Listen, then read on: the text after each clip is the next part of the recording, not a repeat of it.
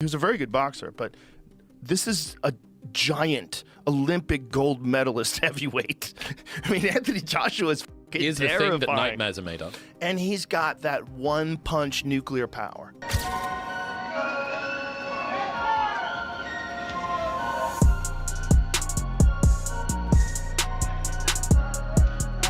There and again, just operating on self-belief, but it isn't going to win Jake this fight. Him being ballsy is not going to win him this fight. Joe Rogan is surprised when he talks about how much bigger Anthony Joshua is compared to Jake Paul. He explains that Joshua is a huge heavyweight fighter and an Olympic gold winner. Jake, on the other hand, is now facing someone way tougher than anyone he has fought before. Rogan also reminds people that Jake's hardest fight was against Anderson Silva, who was already 47 years old, so this new fight is on a whole different level. The toughest guy you fought before was 40 years old Anderson Silva? That was the toughest guy so far you fought? You lost to Tommy Fury, who's a very good boxer, but this is a giant Olympic gold medalist heavyweight. I mean, Anthony Joshua is Here's the terrifying. thing that nightmares are made of. And he's got that one-punch nuclear power. One punch. And he's fast. The host from the Wade Concept explains clearly what he thinks about Jake Paul and his confidence for this fight. He says believing in yourself is good, but sometimes confidence can turn into ignoring the truth. He thinks Jake is getting close to that point. He explains that you can't fool yourself when you're fighting someone like Anthony Joshua. Joshua isn't just a test of confidence, he's a test of real skill and strength. Wade says Jake needs to be honest and prepare in a real way, not just rely on hype. The tricks Jake used on older or weaker fighters won't work this time. Joshua hits very hard and can read his opponent's moves fast. Wade calls this fight a reality check, because Jake has to leave the world of showmanship and step into the world of true heavyweight fighters. If Jake trains with honesty, he might last longer in the ring. But if he lies to himself, he'll walk into a dangerous fight without protection. The host says Jake must face the truth before he faces Joshua. Going to knock out AJ. And in any other timeline, we'd all point and laugh. And some people still are pointing and laughing, but I'm just sitting here going, what has he seen that makes him believe that? Not only of what's happened to AJ, sure, he's been knocked out by Daniel Dubois, another 240-pound champion of the world, but what has he seen in himself that makes him think he's going to knock out AJ when he hasn't knocked out anyone since Mike Perry? And Mike Perry, as we know, is not a high-level boxer. He hasn't knocked out a high-level boxer. He could hurt Julio Cesar Chavez, but Chavez knew to cover up and not engage. Maybe he thinks AJ will engage with him, and AJ does do some bad things in the pocket. Again, we'll save it for another video, but the only thing I can think of, and I said it at the beginning of this video, is Jake is absolutely delusional, and he's convinced himself of what's going to happen based on very outlying data, right? The Daniel Dubois knockout, how he struggled with Usyk. Hey, who are you fighting, when, and why? I'm fighting Anthony Joshua because I'm fucking him. What? I'm fighting Anthony Joshua because I'm him. Holy shit, just let me take a second. Is this motherfucker out of Dude, it's light work. Light work. Well, at least my good old friend Tyson Fury believes that I can win. If Jake Paul fights Anthony Joshua, I'm putting £1 million on Jake Paul. I want some free money. Smart man, Tyson.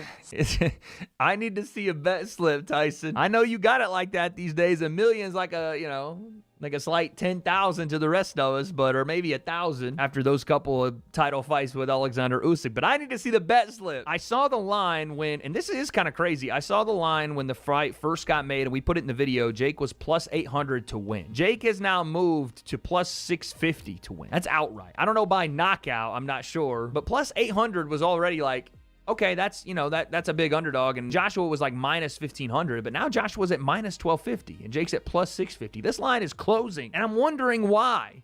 What are people seeing? Make no mistake, this is the biggest fight of my career. I'm walking into the lion's den. I'm doing something that no one else has ever done before. I, Jake Joseph Paul, will knock out, defeat, and embarrass Anthony Joshua Friday, December 19th, live on Netflix. My voice cracked, I'm still going through puberty. The biggest fight of 2025, USA versus UK. He's got the belts, the size, the history, but I have the balls. Be careful what you wish for. Jake versus Joshua, Judgment Day. He has a 90% knockout ratio, but I have a 100% chance of drinking this Celsius. Okay, there we go. When Jake Paul steps forward at the face-off, everyone can feel the mood change. Anthony Joshua stands tall and calm, while Jake has to lift his chin just to look him in the eyes. The scene explains everything without words. Joshua is a true heavyweight with Olympic success and years of fighting top opponents. Jake is a cruiserweight influencer who entered boxing in a very different way. Their body language tells the story. Joshua looks strong and confident, like someone who has always belonged in the heavyweight division. Jake tries to look the same, but the size difference is too big to hide. Joshua's height, reach, and big frame give him a natural power that Jake just can't match. For Jake Paul. But I would argue the pressure is now all on Anthony Joshua. Like, Jake, to me, you can tell me if you think I'm wrong. If Jake gets this the second half of the fight, Jake can celebrate. Like, Jake's won. Like, if he gets the 5th round against Anthony Joshua, to me, he has won this event. Yeah, but it's, I mean... You're skeptical that will happen. I mean, aren't you? I mean, like, I am. I'm deeply skeptical, but I'm just saying now. The difference in this kind of fight is once you get up close and anywhere near any kind of clinch or anything, and the worst thing for Jake is it's not that just that AJ explodes within a clinch. AJ can fight long, he can fight short. I mean, the right hand he won't see. I mean, we talk about the right hand that knocks out Francis Ngannou. Forget the right hand. Worry about the uppercut on the inside. Worry about the left hook. Worry about the jab. I mean, the jab could knock him spark out. I mean, that's the reality. But if he gets hit by anything, it's over. It's just how it's going to be over. You know, you're going to get him clean, or you're going to, beat him up to a position where the ref's just going to have to jump in. But listen, if it goes 4, 5, 6 rounds, listen, good luck to him. Like I say, he's not, he's done the camps, he's done the spars. It's not like this is a guy who's never fought before. He's just well out of his depth. And to be honest, you see a few people say, we see that every week on fight cards. Do you know what I mean? But this is obviously at an extreme level of profile. Angelo and Josh study the fight like true boxing experts. They say clearly that Jake Paul is not on the same level as Anthony Joshua or Deontay Wilder. Joshua and Wilder are the kind of fighters who can change a whole fight with one well-timed punch. Their power comes from years of training and from being natural heavyweights, something smaller fighters can't copy. Angelo and Josh admit that Jake is brave, but they remind everyone that bravery is not the same as skill. Jake has never fought someone who can punch with real heavyweight power and move with strong technique. They also mention that Jake once called out Wilder, which shows he doesn't really understand how dangerous top heavyweights are. Jake has never felt what a true heavyweight punch is like. They say that just staying on his feet against Joshua will already be a huge challenge. I just don't think that he could compete at the highest level. And I don't think he'd beat the top 5, top 6 guys. But that in that weight class is where he'd be at, like say 180, 188 or 189, somewhere around there is where he'd probably compete. There's not a lot of talent there though. So he might be pretty good in those weight classes. Him competing in the heavyweight division against like Deontay Wilder or Anthony Joshua or anybody else, no. He gets annihilated. I'm very surprised he signed this fight. I was shocked he signed this fight. I texted my buddy Bo because Bo follows boxing really well, and I texted him. I was like, dude, we might see a death. And he said the same thing. He's like, I cannot believe he agreed to that fight. But the numbers, the numbers that are, nobody knows the true payouts. They're saying it's around $200 million that they're splitting evenly. So they're getting about $100 million each. He said that it was $267 million. So I don't know who you believe or don't believe, or it could be they're splitting 200 and the 67 delta, they had to pay DAZN because Anthony Joshua has a contract with DAZN. And this fight's going to be on Netflix. DAZN. It's DAZN. So they, which makes, how the hell? Please stop saying DAZN, okay? DAZN. That's like Saint Benoit, okay? Where's the O in DAZN? It's DAZN. Sean Jones watches the face-off and notices when Jake tries to stare Joshua down. Jake tries to look tough, but when Joshua steps closer, everything changes. Sean says you can't scare someone who has already fought in huge championship fights with giant crowds. Sean also talks about Joshua and says he shouldn't put too much pressure on himself. Too much pressure can make a fighter stiff and slow because he starts to overthink. Sean believes Joshua fights his best when he relaxes and lets things happen naturally. If Joshua tries too hard to force something, it can lead to mistakes.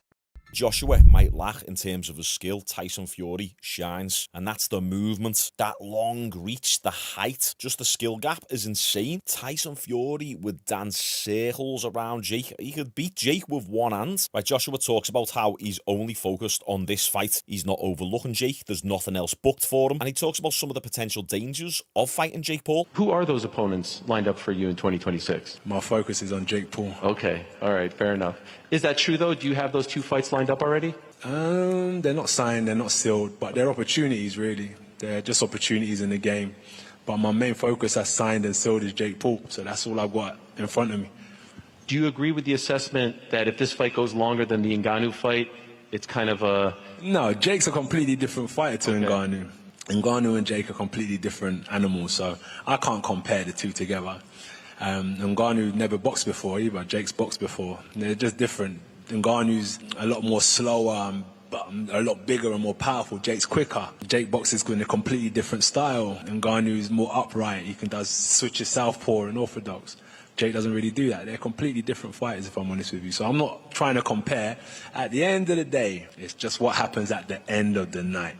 I'm not in there to try and knock Jake out in 10 seconds or 8 rounds. I'm going to go in there and do a job. I want to really hurt him in the ring. I think that's an important perspective that Joshua should keep going into this fight, is to not try and look for the knockout within a particular round. Do your thing. Forget about what Jake's doing. You're far more experienced. You're far more skilled. Don't put too much unnecessary pressure on yourself, because that's when sometimes you can throw a spanner in the works of your own game plan, because you've committed to this set prediction. And that's a sign of maturity there from Joshua. He's fighting Jake Paul. He could come in here and say, Jake's crap. I'm going to knock his head off. First round knockout. But he's not saying any of that. So they go back and forth for a little bit. Joshua just talks about how he's really focused. Then Ariel announces this fight is also taking place on the same card. Anderson Silva versus Tyron Woodley. Very interesting. I don't mind that matchup. I actually think within the realm of boxing and talking about retired MMA fighters, this is a pretty decent, even matchup. Anderson Silva, one of the best to ever do it in MMA. One of my favourite fighters. But he's getting a little bit old now against Tyron Woodley. Once again, an absolute machine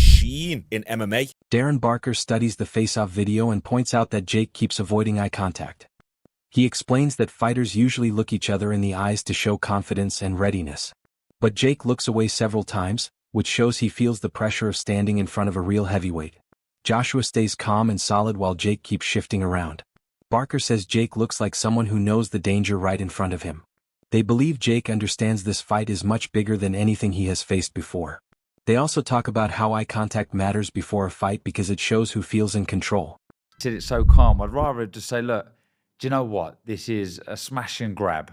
You can't blame me for taking this, but I'm sorry, Jake. You're going to get badly beaten up here. You're going to get badly. He did say words to that effect in interviews afterwards. Yeah, did he? Yeah, he did, yeah. But it is because that's the case. That's the case. There's a moment, though, it made me laugh. There's a moment where they do the face-off one-on-one like that, and then they turn to the side. Jake keeps on looking at his eyes, and then Joshua just goes like that, and Jake goes like that. Does he? Yeah, which I'd have done as well, by the way. But yeah, like that look told me that he knows he's so far in above his head. And what was the other thing he said? He's willing to die in there, Jake Paul. Yeah, well, he fucking will. He will. He's a knobhead. He's about to die. There's no jokes aside. He genuinely could die. It's just dangerous. Chael Sonnen speaks in his usual clear way and asks if Jake is being brave or just acting careless. He respects Jake for taking such a big challenge, but he also wonders what Jake is really thinking. Sonnen says that bravery without good preparation can be dangerous. He thinks Jake might be chasing fame instead of understanding how serious this sport is. Joshua is not someone you choose to fight without deep thought. Sonnen explains that heavyweights can cause real damage with every punch, and that damage can last long after the fight. He doesn't call Jake stupid, but he warns that there's a thin line between courage and not knowing what you're doing. He says it all depends on how well Jake trains and whether he truly respects the danger in front of him. Trick in the bar, the Francis Ngannou performance. What if Jake makes it 5 rounds, 6 rounds? What if Jake made it to the distance? What if Jake won a round? Now, it's very hard to believe. It's very hard to imagine. I think it's the big struggle with this fight. I cannot, off the top of my head, produce a fight for you in any form of unarmed combat that drew, that was exciting, where the audience did not have a reasonable expectation, an expectation to some degree that, well, if he does this or that, there is a way for this guy to win. And that's usually pretty easy to do because nobody knows anything about fighting. Nobody watching this right now, none of you, my millions of viewers, not one of you has ever boxed. Not one of you knows someone in the family. Well, my dad was a boxer. My uncle was a boxer. No, you don't. Not only are you not a boxer, you don't even know of a boxer. Now, I only share that because when I come out and say nobody knows what they're talking about when they're talking about boxing, like, it's not meant to be an insult. You don't know anything about boxing. It was never taught to you. None of you in recess boxed. None of your junior highs, your high schools, your colleges, your community colleges offered boxing. Your hometown didn't have a boxing gym. Now really think about that. Because as much as you love the sport and as much as you think that you understand it, not only do you not understand it, you can't even have a conversation with other people who do because they don't understand it. So what is a win? I think that time counts. I think that time is a very big deal. You're in that little bitty ring, and I know a guy can run backwards, but running backwards is not illegal in boxing. It is in wrestling. Adam Catterall shares his thoughts calmly. He explains that Jake has built a big name for himself and has gotten better as a boxer, but he also reminds everyone that getting better doesn't mean you have no limits. It's a proper fight, is it? We'll hear some proper talk then. If Anthony Joshua doesn't knock out Jake Paul within 6 minutes, it's embarrassing. Not only for him, but also for the sport of boxing. And if he does knock him out within 6 minutes, because it's a proper fight, boxing better pray that there's no lasting damage to Jake Paul. The phrase, fuck around and find out, springs to mind. This is not a game. You don't play boxing, especially not with a 2-time unified heavyweight world champion in his athletic prime. If you're gonna deal with clowns, expect a circus. Fraser Clark shares an interesting idea. He says that when a top fighter faces someone much less skilled, the fight can feel awkward. He means Joshua might have to adjust to Jake's unusual movements because Jake isn't a normal heavyweight. Jake doesn't move like the boxers usually seen in this division, which can create odd moments. Clark explains that even great fighters sometimes have trouble finding their rhythm against someone who fights in a strange way. But he also believes Joshua will adjust fast. The awkward part might last only a short time, and then Joshua's skill and strength will take over. Clark respects Jake for taking the challenge, but he doesn't see any real way Jake can handle Joshua's natural power and ability. What is that? I mean, would you like to be involved in another fight like that? People say you don't get paid for overtime in boxing. So a first round knockout is always nice, but you welcome a fight like that Fabio first fight. If it has to go there, it has to go there. But I'm all for an early night. I'm all for getting home before Emmerdale, me. Well, there you go. Well, you're main event now, so you'll be 10 o'clock, so you're not getting home before Emmerdale. A couple more before I let you go, Fraser. I've got to talk to you about this. It'll be remiss of me not to. Anthony Joshua is fighting Jake Paul. Now, if it goes past the first round, would you be disappointed?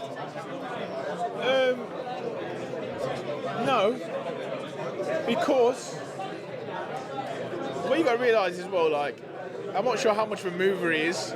I've not watched too much of Jake Paul boxing, to be fair. But again, people won't understand when I say this. When you're boxing someone lesser than you, it can sometimes become awkward. I know people are going to say, nah, look at the size of him. And yeah, AJ probably should be getting it done in one round, but this guy's going to be awkward. He's going to feel, he might even block a shot, and then he's going to think, fuck this, I'm not getting any more of them. He'll be on his bike. AJ obviously should be good enough to close him down and pound him to death. Not to death, but pound him, you know what I mean? But maybe 2 rounds. Maybe the first shot, I don't know. Well, you said there, one final one for me, Fraser, because you probably want to just get some food in you now. Even though you're a heavyweight. I just had food before I weighed in. You mentioned there that you want to get home before Emmerdale, but you want to be in fantastic fights. That being said, you're up against TKV. He's a good opponent.